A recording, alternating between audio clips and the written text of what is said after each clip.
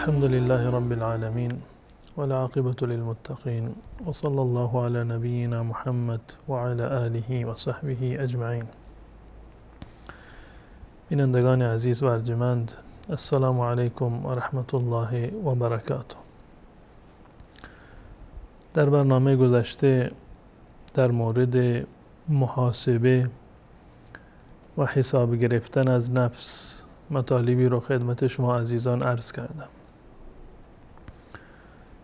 در مرحله قبل انسان در واقع یک نگاهی رو داشت به اعمالی که انجام داده، اهم از اعمال خیر یا اعمال شری که از انسان سر زده.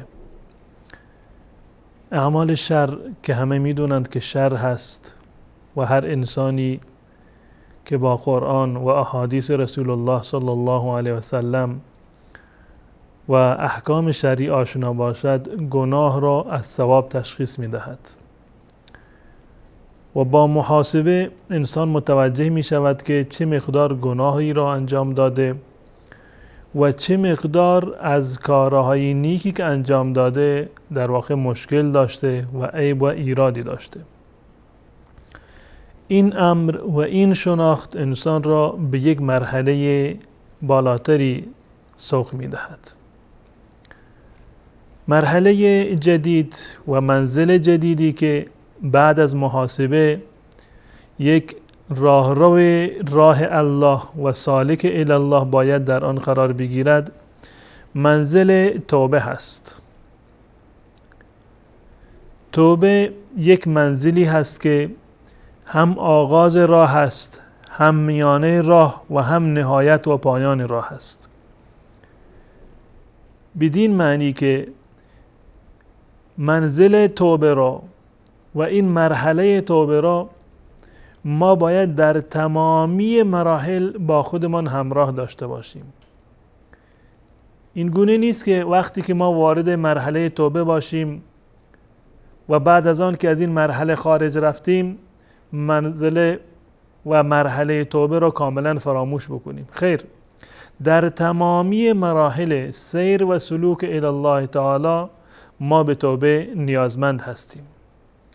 پس بنابراین این توبه رفیق همیشگی و همراه همیشگی ما هست در راستای رسیدن به الله متعال. در هر منزلی از منازل که باشیم و در هر مرحله از مراحل عرفانی و سیر الی الله باشیم، نیازمند توبه و بازگشت به طرف الله متعال هستیم. بدین خاطر هست که الله متعال تمام مسلمانان را و تمام اصحاب رسول الله صلی الله علیه و سلم را که مخاطبان اصلی قرآن بودند به توبه فراخوانده.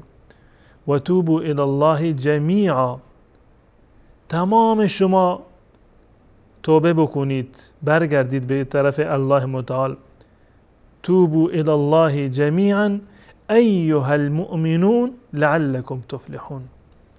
ای مؤمنان، آنهایی که ایمان آوردند، شرک را و کفر را رها کردند، آمدند مسلمان شدند، ایمان آوردند، اما باز هم الله متعال دستور می دهد که شما تمام مؤمنان در هر مرحله‌ای که هستید و در هر منزلی که قرار دارید و در هر سطحی از معرفت و شناخت الله متعال که قرار دارید، توبوا الی الله جمیعا، به طرف الله متعال بازگردید، توبه بکنید ای مؤمنان لعلکم تفلحون. اگر این توبه رو در تمام مراحل زندگی شما همراه خودتان داشتید، آن وقت شما امید فلاح را دارید. لعلکم تفلحون، شاید که رستگار بشوید. در جای دیگر الله متعال باز هم میبینیم که انسانهای مسلمان را، مؤمن را به دو گروه تقسیم کرده. در جایی که در سوره حجرات میفرماید و من لم یتب فاولئک هم الظالمون، آنهایی که توبه نکنند ظالم هستند، ستمکار هستند. یعنی این که الله متعال مسلمانان را بر دو گروه تقسیم نموده که غیر از این دو گروه دیگری نیست، گروه سومی در کار نیست. یا انسان تائب باشد که توبه بکند به طرف الله متعال، وگرنه ظالم هست. پس بنابراین همه من و شما باید از ظلم و ستم دوری بکنیم و باز بگردیم به این دستور الله متعال و توبه بکنیم تا اینکه جز گروه اول باشیم.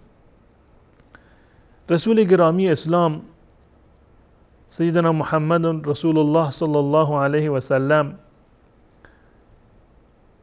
نخستین کسی بودند که این دستورها و فرامین الله متعال را عملا انجام دادند. یعنی نخستین تائب و اون کسی که توبه کرده به درگاه الله متعال و به این آیات قرآن کریم جامع عمل پوشانده شخص رسول الله صلی الله علیه و سلم هست. ایشان کراراً و مراراً می‌فرمودند یا ایها الناس توبوا الی الله، ای مردم به طرف الله متعال توبه بکنید، بازگردید به طرف الله متعال. فوالله انی لاتوب الیه فی اليوم اکثر من 70 مره، قسم به الله که من روزانه بیش از 70 بار توبه میکنم و رجوع میکنم به طرف الله متعال. و یا این که اصحاب رسول الله صلی الله علیه وسلم که همنشینان رسول الله صلی الله علیه وسلم بودند، همیشه در یک مجلس، در یک جایی که رسول الله صلی الله علیه وسلم می نشستند، تقریبا 100 مرتبه می شمردند که رسول الله صلی الله علیه وسلم دعا می فرمودند و این لفظ توبه را و استغفار را زمزمه می کردند: رب اغفر لی و تب علی انک انت التواب الغفور، رب اغفر لی و تب علی انک انت التواب الغفور. این جمله‌ای بوده که ورد زبان رسول الله صلی الله علیه وسلم بوده و وقتی که در یک مجلسی، ولو این که مجلس کوتاهی باشه، برای 1 ساعت یا کمتر باشد، رسول الله صلی الله علیه وسلم حدود 100 بار این جمله از ایشان شنیده میشد. پس بنابراین من و شمایی که پیرو رسول الله صلی الله علیه و سلم هستیم، باید راه و روش رسول الله صلی الله علیه و سلم را در پیش بگیریم، دستور الله را، دستور رسول الله را و سیره رسول الله صلی الله علیه و سلم را عملی بکنیم. توبه شرایطی دارد. اگر این شرایط فراهم باشد، توبه یک توبه واقعی و حقیقی هست، وگرنه چون این توبه ارزش نخواهد داشت. اولین شرط توبه پشیمانی هست که انسان از کاری که انجام داده پشیمان بشود، گناهی را خواسته یا ناخواسته مرتکب شده، جرم و جنایتی را انجام داده. اولین قدم برای بازگشت به طرف الله متعال و برای توبه کردن پشیمانی و اظهار ندامت هست. زیرا تا زمانی که انسان پشیمان نشود و اظهار ندامت نکند و به این واقعیت نرسد که من اشتباه کردم، هیچگاه معذرت نمیخواهد. اصلا این احساس که من باید توبه بکنم، من گناهی رو کردم، باید دوباره بازگردم به طرف پروردگار خودم، این احساس در اون به وجود نمیاد. پس بنابراین اولین شرط توبه پشیمانی و ندامت هست. دومین شرطش اقلاع و دست کشیدن از گناه هست. یعنی این که انسان گناهی را که مرتکب شده، از این گناه کاملا باید دست بکشد، بعد از آن توبه بکند. همزمان با انجام گناه که دست و پای انسان مشغول گناه هست، در این حالت توبه‌ای متصور نیست. توبه‌ای که همراه با ندامت باشد، همراه با دست کشیدن و انصراف از گناه باشد و در مرحله بعدی همراه با اعتذار باشد، عذر خواستن از الله متعال، اعلام نیاز کردن به الله متعال.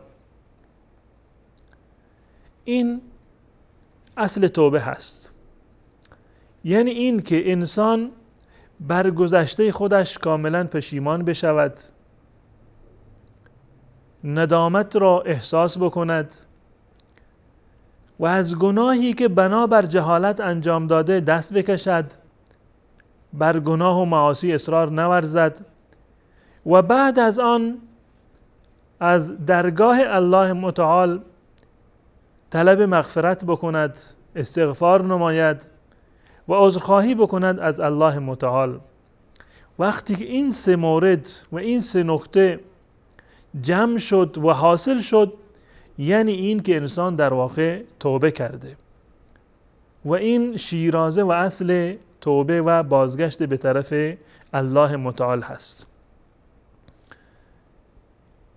اعتذار و عذرخواهی از الله متعال به این معنی نیست که انسان گناه خودش را توجیه بکند و برای خودش بهانه بتراشد، بلکه باید اظهار ندامت بکند و با پروردگار خودش راز و نیاز بکند که پروردگارا، گناهی را که من انجام دادم به خاطر این نیست که من دستورات تو را سبک شمردن، به خاطر نادیده گرفتن حق تو نبوده، به خاطر عدم شناخت تو نبوده، به خاطر انکار اطلاع و آگاهی و علم تو نبوده، بلکه برعکس پروردگارا، اگر من گناهی رو انجام دادم این به خاطر طمع بوده، طمع به مغفرت تو، اعتماد بر رحمت تو، امیدوار بودن به عفو و بخشش تو و حسن ظنی را که به تو داشتم. اینها سبب شد که من غره بشوم و جرأت پیدا بکنم بر گناه. گناه کردن من دلیل عدم شناخت الله متعال و دلیل نادیده گرفتن الله متعال و به دلیل سبک شمردن اوامر الله متعال نبوده، بلکه به خاطر طمع و امید به مغفرت الله متعال، امیدوار بودن به ستر و پرده‌ای بوده که الله متعال بر گناهکاران میاندازد، به خاطر امید به رحمت و مغفرت الله متعال بوده. این به معنی عذرخواهی از الله متعال هست. حقیقت توبه و جان توبه و ماهیت توبه سه چیز هست. اولین نکته بزرگ دانستن گناه، تعظیم جنایت، جنایتی که از انسان سرزده، گناهی رو که مرتکب شده این را بزرگ بشمارد و این خصلت اصحاب رسول الله صلی الله علیه و سلم بوده. گناهی را ولو این که کوچک و ریز بوده وقتی که انجام میدادند فکر میکردند که این گناه مانند یک کوه بسیار عظیمی بالای سرشان قرار گرفته که هر لحظه امکان دارد فرو بریزد و آنها را از بین ببرد. بزرگ دانستن گناه. و نکته دوم اتهام توبه، یعنی موشکافی کردن و ریز شدن در توبه که این توبه به چه خاطر بوده، آیا واقعا این توبه صادقانه هست، عیب و ایرادی رو ندارد یا اینکه برعکس است. و نکته سوم غیرت داشتن برای الله متعال، حساس بودن در مقابل حد که حرمت اوامر الله متعال. تعظیم جنایت و بزرگ دانستن گناه و معصیت بدین خاطر ضروری و لازم هست که تا زمانی که انسان گناه خودش را بزرگ نشمارد، احساس نکند که من گناه بزرگی را انجام ندادم، بدون این احساس انسان پشیمان نمی شود، احساس نیاز برای توبه نمی کند. اما زمانی که به یقین رسید که عملی که من انجام دادم گناه بسیار بزرگی هست، معصیت بسیار عظیمی بوده، وقتی که گناه خودش را بزرگ ببیند، بعد از آن پی میبرد که من اشتباه بزرگی رو انجام دادم، پس بنابراین باید توبه بکنم. ما چگونه میتوانیم که به بزرگی گناه خودمان پی ببریم؟ 3 نکته در این زمینه بسیار مهم هست و به ما کمک میکنند که عظمت گناه را و بزرگی گناه را در دل داشته باشیم و گناهان خودمان را ولو این که صغیره باشد، ولو این که ریز باشد، آنها را بزرگ بشماریم. نکته اول تعظیم امر هست، یعنی بزرگ دانستن اوامر الله متعال، مهم دانستن دستورات الله متعال. هر دستوری که از جانب الله متعال برای ما صادر بشود برای ما دستور بزرگی هست و هر نهی که از جانب الله متعال برای ما صادر بشود یک نهی بسیار عظیمی هست برای ما. اولین نقطه این هست که عظمت اوامر الهی و نواهی الهی در قلب ما فرو بریزد، فراتر از احترامی که ما به دستور پدر و مادر داریم، فراتر از عظمتی و احساسی که ما در برابر دستور و خواسته استاد خودمان یا هر کسی دیگر داریم. وقتی که دستور الهی است باید در قلب من و شما عظمت داشته باشد. این نکته اول. و نکته دوم تعظیم آمر هست، یعنی پی بردن به بزرگی و عظمت ذاتی که به ما دستور داده که این کار رو انجام بدهید یا نهی کرده که فلان کار رو انجام ندهید. ولو این که کاری که به ما دستور داده شده انجام بدهیم کار بسیار ریزی باشد، کار ساده و اندکی باشد، گناهی را که ما از آن منع شدیم چه بسا گناه ریز و اندکی باشد، اما نگاه ما نباید به خود این کار باشد، باید نگاه بکنیم به ذات با عظمتی که به ما دستور داده. وقتی که عظمت الله متعال در قلب ما ایجاد بشود، وقتی که اباحت و قدر والای الله متعال در قلب ما وجود داشته باشد، هر دستوری که از چنین ذات والایی به ما برسد دستور عظیمی هست. و نقطه سوم تصدیق کردن و باور نمودن وعد و وعید و جزای الله متعال. اون پاداشی رو که الله متعال به ما وعده داده که اگر فلان کارها رو انجام بدهید فلان نعمت را و فلان پاداش رو دریافت میکنید، اگر فلان گناه رو انجام دادید فلان مجازات و فلان عقوبت را دریافت خواهید کرد. وقتی که ما ایمان داشته باشیم و باور داشته باشیم به ثمره گناه خودمان یا به ثمره اعمال خودمان، به ثمره اجرای دستورات یا ترک اوامر الله متعال، وقتی که عاقبت را ما بنگریم این جنایت و گناهی که انجام می شود ما این رو عظیم و بسیار بزرگ خواهیم دید. پس بنابراین 3 نقطه مهم هستند: یکی تعظیم امر، دوم تعظیم آمر دستور دهنده به این کار ثواب یا اون ذاتی که نهی کرده از این کار گناه، و همچنین تصدیق و باور کردن به جزا و پاداشی که الله متعال برای من و شما در نظر گرفته. نکته دوم و از حقایق توبه اتهام توبه هست. اتهام توبه به این معنی که ما توبه خودمان را وارسی بکنیم، بررسی بکنیم که این توبه‌ای که من انجام دادم به چه خاطر هست. احیانا مردم، یک فردی از ترس این که مردم خبر می شوند که فلانی گناهکار هست توبه می کند، از ترس این که مردم اطلاع پیدا بکنند توبه می کند، احیانا به خاطر این توبه می کند که می خواهد قلبش صاف بشود، قلب پاکی رو داشته باشد، احیانا به خاطر این توبه می کند که از این به بعد توانایی گناه کردن را ندارد.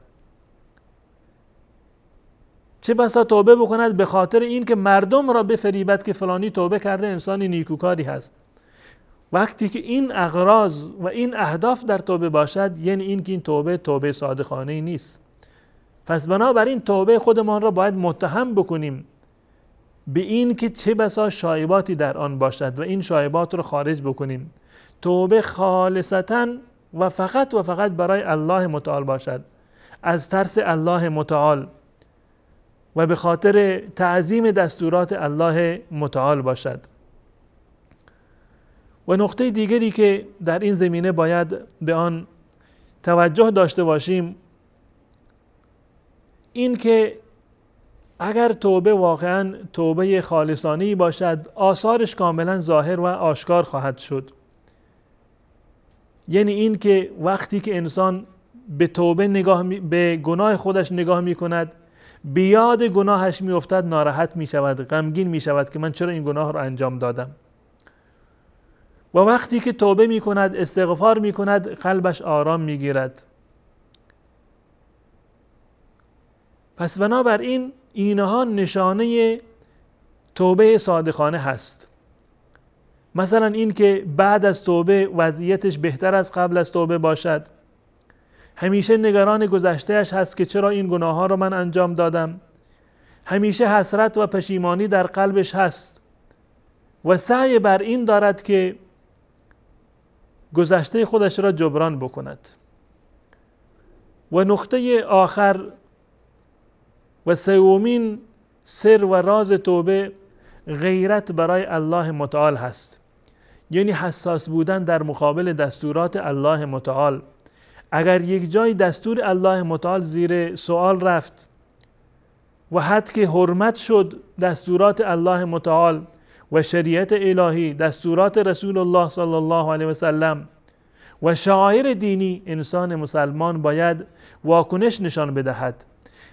کمترین واکنش این است که قلب انسان احساس بکند، ناراحت بشود، اندوهگین بشود و اگر میتواند سعی بکند که جلوی این حد که حرمت را بگیرد، چه از جانب خودش باشد یا از جانب دیگران.